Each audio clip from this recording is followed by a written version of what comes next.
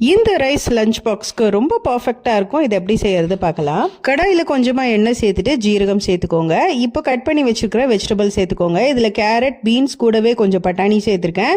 ஒரு வாட்டி நல்லா வதக்கிட்டு கொஞ்சம் தண்ணி விட்டு கொஞ்சமாக உப்பு சேர்த்து நல்லா வேக வச்சு எடுத்துக்கோங்க.